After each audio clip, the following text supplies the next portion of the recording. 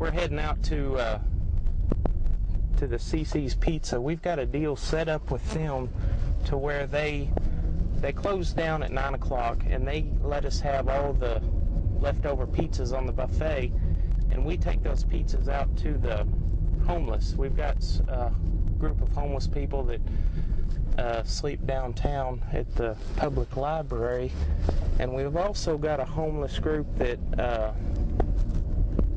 they kind of stay the night at a small little church in the downtown area. They let them stay over there some. And then we also make a final stop at the bus stop to just kind of catch some people passing through there. But anyway, we take the food down there, we feed them, and you know, it kind of leads to a captive audience. They've got a mouthful of pizza, and they're more willing to listen to what we would have to say. That brings up a good point about doing good works. You know, there's a lot of churches out there that do good works, a lot of individuals doing good works, but I want to challenge everyone out there that if all you're doing is good works, it's a good thing. Don't get me wrong. Good works are good. But if we're not teaming that up with the gospel of Jesus Christ, then it's just merely works. And people can't get saved by works. They've got to hear the gospel of Christ.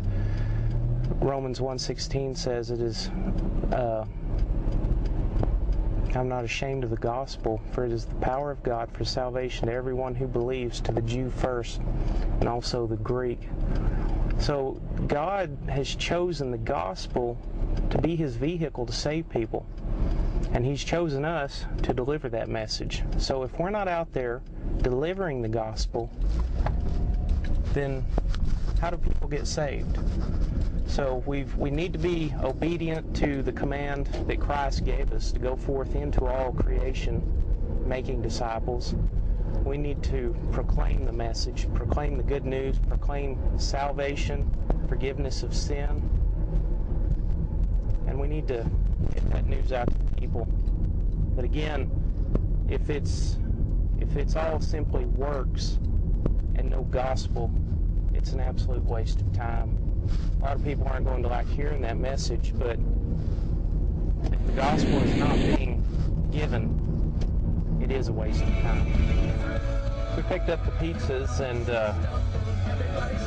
they've found out from, I hadn't been out here the past couple weeks. I've been going out to the mall to do some witnessing out there, but the guys have been coming out here every Friday night. They said that the city has run off the people that were staying at the library, that they threw away all their blankets, threw away all their pillows, and ran them off. So they said they've been having trouble finding the homeless as far as where they're staying now and how to get a hold of them, but they try to hunt them down and feed them just the same. Fortunately tonight it's not cold. Right now we're about low 60s. It's a little chilly with the breeze going, but it's not going to be as tough a night on them as it has been. We've had a cold winter this winter.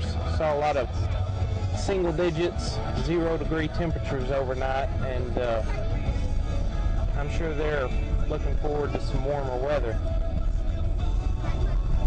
You know, there's a lot of people, they talk about a social gospel. I think the people that are involved in the social gospel don't call it the social gospel. I think they call it the gospel. But basically the social gospel is we're going to love people, we're going to do good works for them, and we're going to show them Jesus in us. And those are all fine and noble things, but in all honesty and truth, that's not the gospel. How does someone get saved by you just feeding them? How can someone get saved by you just giving them a warm coat during the winter? So that's what we've been doing out here on a Friday night. We team up our good works with the gospel. We give out coats during the winter. A lot of these homeless people, they depend on this meal. They know that Friday night, 9:30, they're going to get fed. and they get fed good. This pizza restaurant that lets us clear out the buffet, they are doing a good thing by allowing us to come in and just box all this up and take it to the homeless. I think tonight we probably came out with, guessing, maybe 10, 12 large pizza boxes overflowing with pizza. So we've got plenty of pizza for them. But we've got to remember that the gospel is what saves man. It's not our good works, it's not our actions, it's not our deeds. It's not just loving somebody. It's not just being a friend to somebody. Yes, those are all good things. We need to do those things. If you're truly in the faith, those things will come. Those will flow from you. They will be a part of you. A true born-again Christian is full of love, is full of works, is full of kindness, and will do those things by nature, because he must do those things. Those are his fruit. You know, Jesus talked about, you'll know them by their fruit. How do you know an apple tree is an apple tree? You see apples on it. How do you know a Christian's a Christian? You see fruit. He's doing good works. He's out spreading the gospel, feeding people. But we can't divorce the two. You can't have faith without works, and you must have works along with your faith.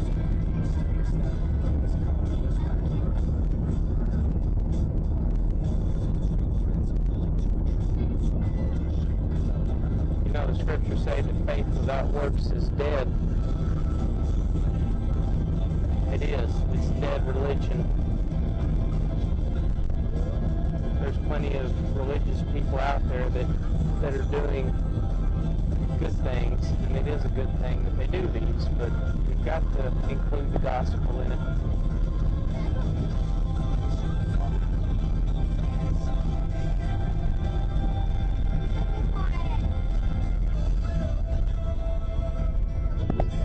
And to just talk a bit about what message to deliver with the gospel.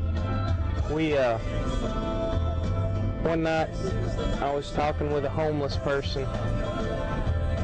He was in a wheelchair, he had no legs, and I was delivering the gospel to him. I was making sure he realized the sinfulness of man, the righteousness of God, and the judgment to come, and the salvation that Christ provides. And a fellow church member was offended deeply by that message.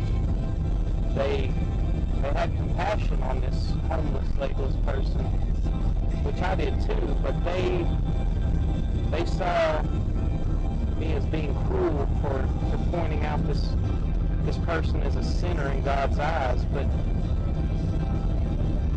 how cruel would it be to simply tell this man that God had a wonderful plan for his life and invited him to repeat a prayer after me, and then he wakes up in the gutter tomorrow?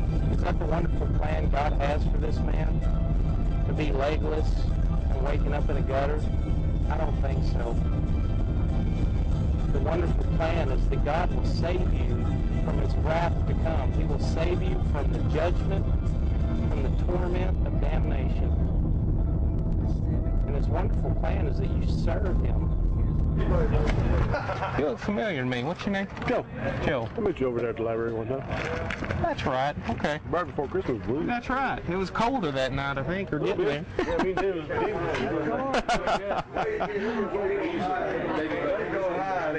Nice to meet you, man. New around here, huh?